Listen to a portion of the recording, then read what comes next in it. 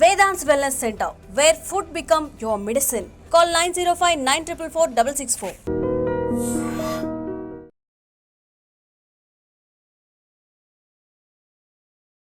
నమస్తే, welcome back to IT media. నేను మీ ఝాన్సీ.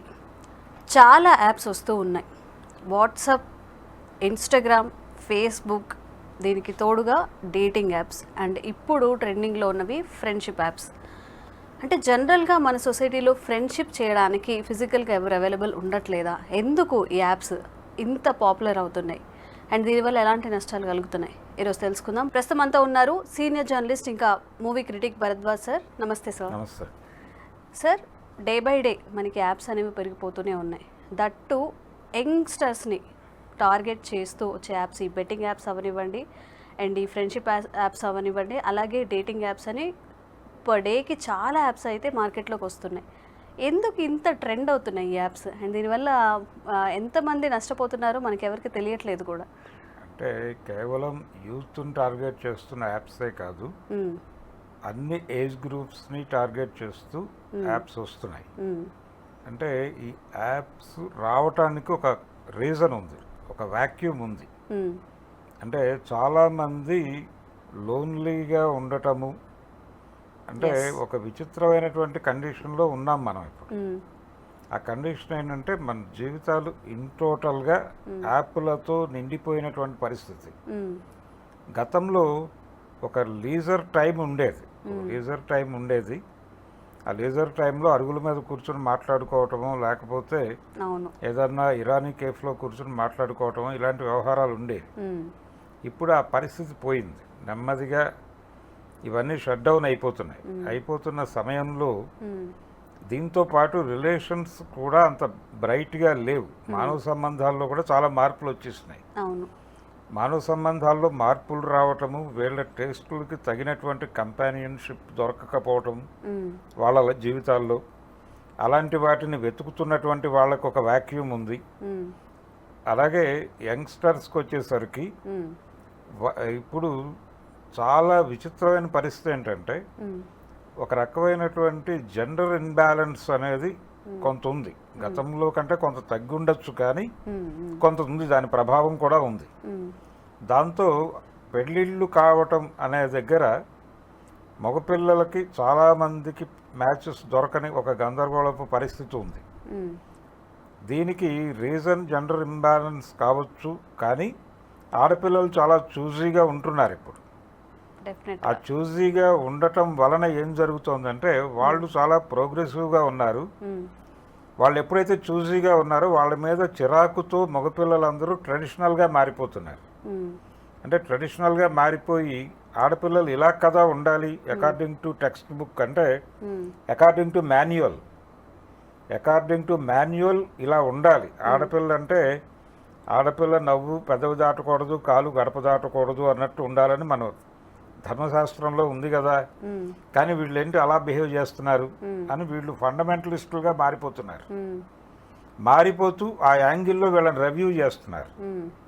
దాంతో గ్యాప్ పెరిగిపోయింది. గ్యాప్ అంటే వాళ్ళు క్రిటిసిజము ఓపెన్ చేస్తున్నారు, ఆఫ్టర్ ఆల్ ఆడది అంటున్నారు. కానీ ఈ గందరగోళపు మనసుతోనే వాళ్ళు స్నేహాన్ని కోరుకుంటున్నారు. వాళ్ళు రకరకాల యాప్స్లో ఎంటర్ అయిపోయి నానా గందరగోళం సృష్టిస్తున్నారు. ఇలా ఈ యాప్స్లోకి ఏదో రీజన్తో ఎంటర్ అయిపోయి, ఏదో ఒక మూడ్లో ఎంటర్ అయిపోయిన వాళ్ళు అక్కడ విచిత్రమైనటువంటి మానసిక స్థితిలో ఉన్నటువంటి వాళ్ళతో ఏదో ఒక రిలేషన్లోకి వెళ్ళి అక్కడి నుంచి అదొక బర్డెన్గా తయారైపోయి వీళ్ళ జీవితాలకి సఫర్ అయిపోతున్నటువంటి వాళ్ళు చాలామంది ఉన్నారు. ఎందుకు ఎంటర్ అయ్యాం దీనిలోకి? ఈవెన్ ఫేస్బుక్లో కూడా వాళ్ళ మనసులో ఏముందో అక్కడ రాయమంటాడు. అంటే అసలు ఈ యాప్స్ ప్రోగ్రామే అది. ఈ యాప్స్ చాలా విచిత్రంగా మీ మనసులో ఏముందో ఇక్కడ రాయండి అని ఇన్స్టాలోనూ అదే అడుగుతారు, ఫేస్బుక్లోనూ అదే అడుగుతారు, ప్రతి చోట. అది అంటే మీ మనసు తెలుసుకోవటం అనేది వాడి ప్రోగ్రామ్, అంటే యాప్ నిర్వాహకుడి ప్రోగ్రామ్. గూగుల్ అండ్ ఏఐ ఇప్పుడు ప్రపంచం ఏం ఆలోచిస్తుందో ఎప్పటికప్పుడు తెలుసుకోవటం కోసం ఈ యాప్లు పెట్టారు. ఈ యాప్ల్లోకి అందరూ ఎంటర్ అయిపోతున్నారు అనివార్యంగా. ఎంటర్ అయిపోయి తమను తాము అక్కడ ఎక్స్పోజ్ చేసుకుంటున్నారు. వాళ్ళ అభిరుచులు ఏమిటి, వాళ్ళ రుచులు ఏమిటి, వీటితో పాటు వాళ్ళ డే టు డే లైఫ్ ఏమిటి కూడా రాసేసుకుంటున్నారు. మొత్తం ప్రైవేట్ ఇన్ఫర్మేషన్ అంతా మొత్తం పెట్టేస్తున్నారు. నాకు మా ఇంట్లో ఈ సఫరింగ్ ఉంది దగ్గర నుంచి పెట్టేస్తున్నారు. పెట్టేసిన తర్వాత వీళ్ళకి ఉన్నటువంటి అవసరాలు ఏమిటి అనేది వాళ్ళకి తెలుస్తుంది. అలాగే ప్రతి ట్రాన్సాక్షన్ యాప్లో చేస్తున్నాం మనం, మనీ ట్రాన్సాక్షన్స్తో సహా. వీళ్ళు డబ్బులు ఎవరికి పంపిస్తున్నారు, ఎక్కడి నుంచి వీళ్ళకి డబ్బులు వస్తున్నాయి, వీళ్ళు ఖర్చులు ఎక్కడ పెడుతున్నారు దగ్గర నుంచి మొత్తం డేటా అక్కడ ఉంటుంది.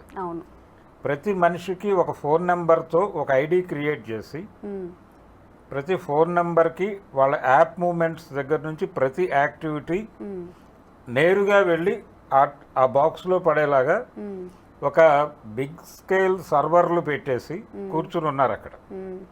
దాంతో ఈ డేటా మీదే వ్యాపారం జరుగుతోంది. ఇది ఒక వెర్షన్. దీనిలో భాగంగానే ఈ తరహా ఇబ్బందులతో బాధపడుతున్నటువంటి వాళ్ళు ఇంతమంది ఉన్నారు కాబట్టి వీళ్ళని అట్రాక్ట్ చేయడానికి మనం ఒక యాప్ డిజైన్ చేయొచ్చు. అంటే లోన్లీనెస్తో కొంత సఫర్ అవుతున్నారు ఇలాంటి వాళ్ళకి వీళ్ళందరినీ ఒక దగ్గరికి తీసుకొస్తే ఒక ప్లాట్ఫామ్ మనం క్రియేట్ చేస్తే వర్కౌట్ అవుతుంది అనుకుని అది పెడుతున్నారు. వస్తున్నారు రాగానే అక్కడ రకరకాల ఇష్యూస్ మొదలవుతున్నాయి, గొడవలు అవుతున్నాయి. అలాగే దీని నుంచి పర్సనల్ లెవెల్కి ఎక్స్పాండ్ అవుతున్నారు. వీళ్ళు ఎక్స్పాండ్ అయ్యి బయట వీళ్ళ పరిచయాలు రకరకాల ఇబ్బందులకు గురి చేస్తున్నారు. ఇలా జీవితాలని వీళ్ళే సంక్షోభంలోకి నెట్టేసుకుంటున్నారు. గతంలో అంటే జనరల్గా మాట్లాడేటువంటి పరిస్థితి ఉండేది.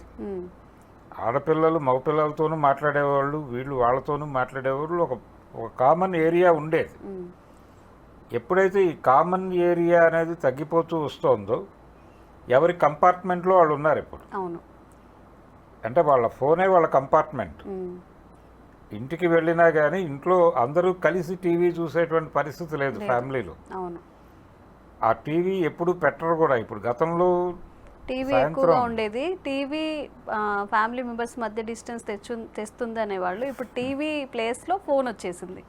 ఫోన్ ఎప్పుడైతే వచ్చిందో కంపార్ట్మెంట్ ఎవరి ఫోన్ వాళ్ళదే. ఇప్పుడు ఇంటర్నెట్ విపరీతంగా అవైలబిలిటీలోకి వచ్చేసిన తర్వాత ప్రతి ఒక్కరూ వారి గదిలోకి వెళ్ళిపోతున్నారు. ప్రైవసీ అనేది చాలా ప్రాథమిక అవసరంగా మారిపోయింది. ప్రైవసీ గురించి ఇదివరకటి కంటే ఇప్పుడు ఎక్కువ ఆలోచిస్తున్నారు. ఎక్కువ ఆలోచిస్తూ నాకెందుకు ప్రైవసీ ఇవ్వరు మీరు అని చెప్పి ఫోన్ తీసుకుని వాళ్ళ రూమ్లోకి వాళ్ళు వెళ్ళిపోతారు పిల్లలు. అలాగే పేరెంట్స్ మధ్య కూడా ఎవరి కంపార్ట్మెంట్ వారిదే. ఎవరి ఫోన్లో వారికి కావాల్సినటువంటి కంటెంట్ని వాళ్ళు కన్జ్యూమ్ చేస్తూ వాళ్ళకి సంబంధించిన యాప్ల్లో వాళ్ళు బతికేస్తున్నారు. ఒకే ఇంట్లో ఉంటారు స్ట్రక్చరల్గా అంతే, కానీ వాళ్ళు ఒకే ఇంట్లో వివిధ గదుల్లో ఉంటారు అంతవరకే. ఈ గదిలో ఏం జరుగుతోందో ఈ పక్క గది వారికి తెలియదు. వారిద్దరికీ తల్లి కొడుకులు అనే బంధం ఉండొచ్చు, కానీ ఆ కొడుకు ఎక్కడ సంచరిస్తున్నాడో ఈ తల్లికి తెలియదు, ఈ తల్లి ఎక్కడ సంచరిస్తోందో కొడుకు తెలియదు. వీళ్ళు పరస్పరం ఈ ఏరియాలో ఎదుర్కొనేటువంటి సమస్యలు వస్తాయి. ఈ యాప్ల్లో వీళ్ళ మూమెంట్స్ ద్వారా అరైజ్ వచ్చేటువంటి రకరకాల ఇష్యూస్ని ఆ పక్క కంపార్ట్మెంట్ వాళ్ళతో మాట్లాడరు. మాట్లాడితే అది ఎక్కడ తన ప్రైవసీ అంటే తన పరుగు పోతుందో అనేటువంటి గొడవ. దీంతో వీళ్ళు మాట్లాడరు. వాళ్ళల్లో వాళ్ళే రకరకాలుగా సఫకేట్ అయిపోయి ఆత్మహత్యలు పెరుగుతున్నాయి సమాజంలో అన్ని సెక్షన్స్లో. అలాగే కన్జ్యూమరిజం అనేది మన జీవితాల్లోకి విపరీతంగా జొరబడిపోయింది. ఇది కొను అది కొను అని చెప్పి రకరకాల పద్ధతుల్లో వాళ్ళు చాలాసార్లు ఉంటారు. అవసరం లేనివి కూడా కొంటూ ఉంటాం. అవసరం లేనివే చాలా అవసరం లేనివి కన్జ్యూమ్ చేయడానికి మీతో డబ్బులు ఖర్చు పెట్టిస్తారు. ఈ డబ్బులు ఖర్చు పెట్టడానికి సంబంధించి ఆ డబ్బులు ఎక్కడో అక్కడి నుంచి సంపాదించాలి. మళ్ళీ ఎర్నింగ్ లేకుండా ఖర్చు పెట్టేసిన తర్వాత ఎండిపోయినటువంటి ఆ చెరువును చూసి ఏడుస్తూ కూర్చోవటమే అదొక క్రైసిస్. లోన్లు ఇస్తారు, లోన్లు క్రెడిట్ కార్డులు ఇలా ఒక వలయంలోకి లాగేస్తున్నారు ప్రతి ఒక్కరిని. ఈ ఇష్యూస్ని పక్క వాళ్ళతో చర్చించి ఎలా పరిష్కరించుకోవాలి అనే వాతావరణం కూడా చంపేశారు. ఈ చంపేయటం వలన ఆత్మహత్యలు పెరిగిపోతున్నాయి. వీటిని అడ్రస్ చేయడానికి ఏ ప్రజా సంఘము ప్రయత్నం చేయట్లేదు.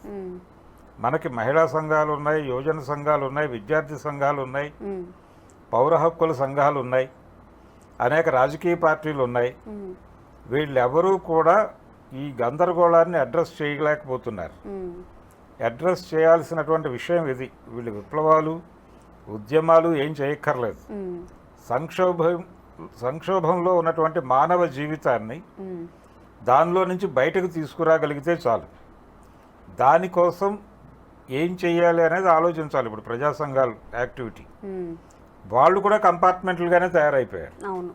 అంటే మాది ఇక్కడ వరకే, మేము ఇక్కడ వరకే చూస్తాం, మేము మహిళా సమస్యలే, మాకు ఇతర సమస్యలతో సంబంధం లేదు అన్నట్టుగా ఎవరి కంపార్ట్మెంట్లో వాళ్ళు ఉంటున్నారు. అందుకని కంపార్ట్మెంటాలిటీ అనేటువంటిది ఒక ఫినామినాగా మారిపోయినటువంటి ఒక పరిస్థితిలో ఉన్నాం మనం. అందుకని ఈ లోన్ యాప్స్ కావచ్చు, లేకపోతే ఈ రిలేషన్కి సంబంధించినటువంటి ఫ్రెండ్షిప్ యాప్స్, డేటింగ్ యాప్స్, ఇవన్నీ కూడా మన జీవితాల్లో ఉన్నటువంటి గందరగోళాన్ని వినియోగించుకోవటానికి అక్కడ ప్రత్యక్షం అవుతున్నవే. మనకి మనమే ఎక్స్పోజ్ అవుతున్నాం. మా జీవితంలో ఈ గందరగోళం ఉంది అని మనం అక్కడ అడ్మిట్ అవుతున్నాము. ఇలాంటి కోకొల్లలు అడ్మిట్ అవ్వటం వలన వాడు ఆ డిజైన్లోకి వీళ్ళందరినీ కలిపి ఒక చోట పడేస్తున్నారు. వాడికి ఆ నీడ్ సర్వ్ చేయటం మాత్రమే వ్యాపారం. ఆ నీడ్ సర్వ్ అయిపోయిన తర్వాత మీరు ఏం చేస్తారు అనే దాంతో వాడికి సంబంధం లేదు. అది మీరు చూసుకోవాల్సిన వ్యవహారం. కాబట్టి ప్రతి ఒక్కరికి ఈ అవేర్నెస్ కావాలి. మనం బిగ్ బాస్ షోలో ఉన్నాం. యాక్చువల్గా అందరం ఉన్నాం. బిగ్ బాస్ షో అనేది మన జీవితాలకు ఒక మినియేచర్ మాత్రమే, ఒక చిన్న నమూనా చిత్రం. అది అంతకు మించి ఏమీ కాదు. మన యాక్టివిటీ ఇన్ టోటల్గా అక్కడ ఉంది. మార్నింగ్ లేచిన తర్వాత ఏదో ఒక యాప్లో ఒక వెహికల్ బుక్ చేసుకుని బలానా చోటుకు వెళ్తాడు ఒక వ్యక్తి. వెళ్ళిన తర్వాత అక్కడి నుంచి ఇంకో యాప్లో బుక్ చేసుకుంటాడు. ఈ రెండు ట్రేస్ అవుతూనే ఉంటాయి. అలాగే అక్కడ కొంత డబ్బులు ఖర్చు పెడతారు. లేదో ఒక యాప్లో ఫోన్పేయో, గూగుల్ పేయో మరొకటో వేసేస్తారు, అకౌంట్ ట్రాన్స్ఫర్ కూడా. ఇప్పుడు ఇంటర్నెట్తో యాక్సెస్ లేకుండా ఎవరిని ఉంచటం లేదు. గ్రామాల్లో పని చేసుకునే వాళ్ళ దగ్గర నుంచి ప్రతి ఒక్కరూ స్మార్ట్ ఫోన్తో, అంటే వాంటెడ్గానే ప్రభుత్వాలు ఫైనాన్షియల్ యాక్టివిటీస్ అన్నిటినీ యాప్ల్లోకి లాక్కొచ్చేసాయి. డబ్బులు కూడా ఉండటం లేదు ఎవరి దగ్గర. లిక్విడ్ క్యాష్ ఎవరి దగ్గర ఉండటం లేదు. ప్రతి ట్రాన్సాక్షన్ ఫోన్లోనే చేయాలి, యాప్లోనే. ప్రతి ఒక్కరిని బ్యాంకు కేసు కట్టేశారు. ఇదివరకు బ్యాంకుల్లో అకౌంట్లు ఉన్నవాళ్ళు చాలా తక్కువ మంది ఉండేవారు. ఇప్పుడు బ్యాంకులో అకౌంట్ లేకపోతే మీకు గ్యాస్ కాదు కదా, ఏమీ దొరకదు. ఇలా ప్రతి ఒక్కళ్ళని బ్యాంకులకి కట్టేయటం కూడా ఒక కుట్రే అంటారా? కుట్రే అంటే వీళ్ళ జీవితాలకు సంబంధించిన ప్రతి ఒక్కటి తెలుసుకోవాలనేటువంటి ప్రోగ్రామ్. ఎవరు ఎంత ఖర్చు పెడుతున్నారు, ఏం ఖర్చు పెడుతున్నారు, వీళ్ళ లావాదేవీలు ఏమిటి, డబ్బులు ఎవరికి ఇస్తున్నారు, ఎటు నుంచి ఇన్ఫ్లో ఉంది, ఎటు నుంచి అవుట్ఫ్లో ఉంది ఏమిటి, వీడు రోజు ఏం తింటాడు దగ్గర నుంచి. కొన్నిసార్లు మనం మాట్లాడుకున్నవి చిన్నగా పక్క వాళ్ళతో మాట్లాడినవో, ఫ్యామిలీ మెంబర్స్తో మాట్లాడినవో, ఆ రిలేటెడ్ ఇన్ఫర్మేషన్ కూడా ఇప్పుడు ఏదైనా బ్యాగ్ కొనాలనుకుంటే మొత్తం మనకి సజెషన్స్ అన్ని బ్యాగ్స్ రావడం, ఏదైనా కాలేజ్లో జాయిన్ అవుదాం అనుకుంటే ఆ కాలేజ్ రిలేటెడ్ ఇన్ఫర్మేషన్ రావడం మనం సర్చ్ చేయకుండా, అలాంటివి కూడా చూస్తూ ఉంటాం మనం యాడ్స్ రూపంలో కానివ్వండి. ఇట్లా అంటే మీరు కంటిన్యూస్గా ఒక కంటెంట్ సెర్చ్ చేస్తే మీరు అడక్కపోయినా అదే అల్గారిథం ఫాలో అవుతూ ఉంటుంది. అంతే. అంటే మీరు మీ మెయిల్ ఐడితో మీకు సంబంధం లేని ఒక సిస్టమ్, మీరు వేరే ఊరు వెళ్ళిపోయి అక్కడ ఎవరిదో సిస్టమ్ తీసుకుంటారు. మీరు దాని మీద వేలు పెట్టిన మరుక్షణం మిమ్మల్ని ఐడెంటిఫై చేస్తుంది. ఐడెంటిఫై చేసి మీరు ఆ సిస్టమ్ ఓపెన్ చేయగానే ఫస్ట్ ప్రతి ఒక్కరూ సిస్టమ్ ముందుకు వచ్చి చేసేది ఏంటి, మెయిల్ చెక్ చేసుకుంటారు.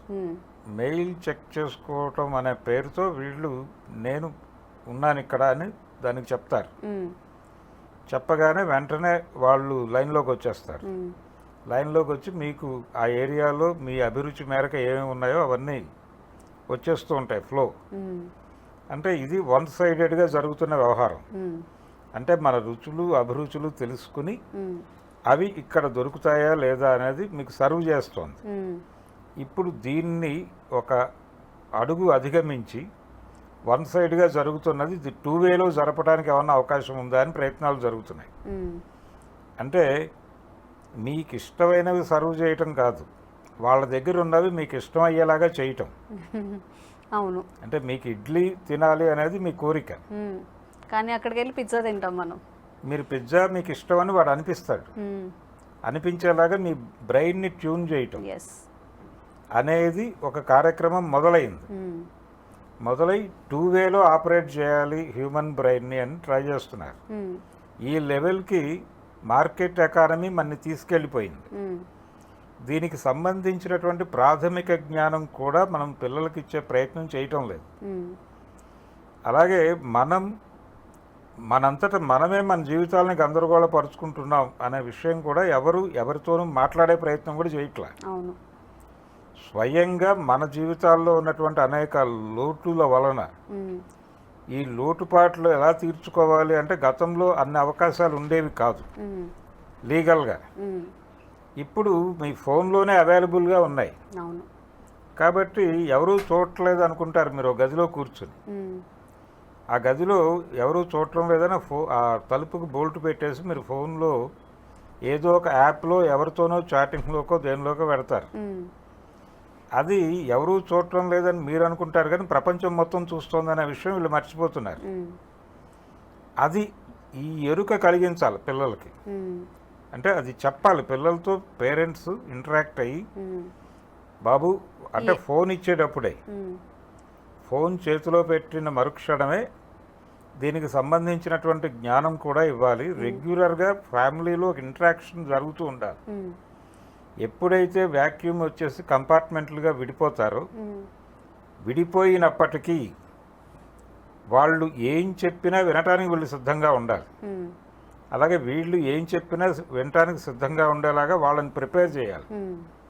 అంచేత రిలేషన్స్ హెల్దీగా ఉంచుకోవటమే దీనికి మార్గం. ఆ హెల్దీగా ఉంచుకోవటం అనేది చెయ్యకుండా ఉండడానికి ఏం చేయాలో అదంతా వాళ్ళు చేస్తూ ఉంటారు మనకు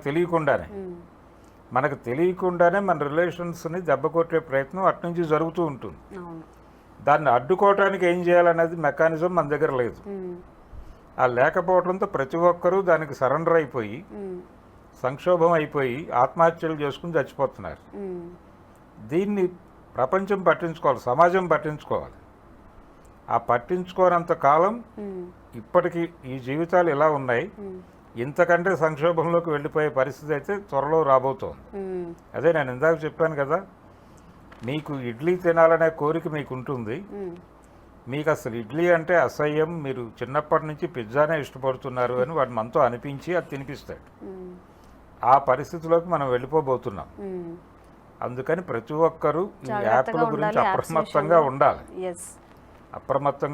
పర్టికులర్గా ఈ రిలేషన్కి సంబంధించిన యాప్లు, అవి ఫ్రెండ్షిప్ యాప్లుగా కనిపిస్తాయి కానీ అవి చాలా దూరం లాక్కెళ్తాయి. అవి ఆ లాక్కెళ్ళినంత దూరం పరిగెట్టగలిగే కెపాసిటీ మీకుంటే ఓకే. పరిగెట్టే ఓపిక మీ దగ్గర అయిపోయినా కానీ అది పరిగెట్టిస్తూనే ఉంటుంది. అప్పుడు మీరు చనిపోవాలనుకుంటారు. అది ప్రమాదం. ఓకే. సో ఏ యాప్ని మనం ఫోన్లో డౌన్లోడ్ చేసుకుంటున్నామన్నా కూడా చాలా జాగ్రత్తగా, దానివల్ల వచ్చే సైడ్ ఎఫెక్ట్స్ ఏంటో కూడా విచక్షణ కలిగి ఏదైనా యాప్స్ డౌన్లోడ్ చేసుకునే ముందు 1కి 10 సార్లు ఆలోచించి డౌన్లోడ్ చేసుకుంటే మంచిది. డౌన్లోడ్గా చాలా కాన్షియస్గా వ్యవహరించాలి. ఒకవైపు మాకు ప్రైవసీ ఇవ్వడం లేదు అని గొడవ చేస్తూ అసలు ప్రైవసీ లేకుండా ప్రపంచానికి ఓపెన్ అవుతున్నారు. ఈ మధ్య ఒక విచిత్రమైన కేసు చూశాను నేను. అంటే ఒక మలేషియాలో ఉన్నటువంటి అమ్మాయి వైఫ్ ఏదో ఒక ఐటీ ప్రొఫెషనల్ ఆవిడ, అక్కడేదో ఒక ఆపరేషన్ మీద వెళ్ళి ఇక్కడ ఇండియాలో ఉన్నటువంటి తన భర్తతోనే ఒక వీడియో కాన్వర్జేషన్ చేసుకున్నారు వాళ్ళు. ఇది పూర్తిగా మీ ఇద్దరి మధ్య ఉంటుంది అని ఒక హామీ ఉంటుంది దానిలో. ఆ హామీకి వీళ్ళు ఇన్స్పైర్ అయ్యి దానిలో న్యూడ్ చాట్కి వెళ్ళిపోయారు. వెళ్ళిపోయిన తర్వాత వీళ్ళకి తెలియకుండా ఎవరో వీళ్ళ ఫ్రెండ్స్ ఈ వీడియో ఇంకెక్కడో పోస్ట్ అయి ఉండటం చూసి చెప్తే వీళ్ళు కంగారు పడ్డారు. కంగారు పడి కోర్టుకు వెళ్ళి నానా గొడవ అయ్యి చివరికి ఫైనల్గా అది డిలీట్ చేసుకోవడానికి చాలా డబ్బులు ఖర్చు పెట్టాల్సి వచ్చింది వాడు. ఇలా ఎవరూ చూడటం లేదు అనే భ్రమలోకి వెళ్ళిపోయి వాడు కల్పించిన అవకాశాలన్నీ వినియోగించుకుంటున్నావు అనే దీనిలోకి వెళ్ళిపోయి వీళ్ళ జీవితాలను వీళ్ళే రోడ్డు మీద పెట్టేసుకుంటున్నారు. అవును, డబ్బులు ఉన్నాయి కాబట్టి తను వీడియో డిలీట్ చేయించుకోగలిగాడు. ఒకవేళ మన దగ్గర అంత స్తోమత లేనప్పుడు మీరు అన్నట్టు ఫైనల్గా సూసైడో ఇంకేదో చేసుకుంటారు. అంటే కేసెస్ కూడా ఇంతకుముందు చాలా చూసాం సార్. ఒక వైఫ్ అలానే సూసైడ్ చేసుకునే కేసెస్ కూడా చూసాం మనం ఇంతకుముందు. సో తస్మాత్ జాగ్రత్త. ఏ యాప్ని మీరు డౌన్లోడ్ చేసుకున్నా కానీ అసలు ఎందుకు ఆ యాప్ వాడుతున్నామో, మనకు అసలు వాడాల్సిన అవసరం ఉందా లేదా అని 1కి 10 సార్లు చెక్ చేసుకొని డౌన్లోడ్ చేసుకోండి. యూజ్ చేసేటప్పుడు కూడా ఇలా న్యూడ్ చాట్స్ ఇవన్నీ చేయకుండా కాస్త జాగ్రత్తగా వహించండి. Thank you sir. Thank you.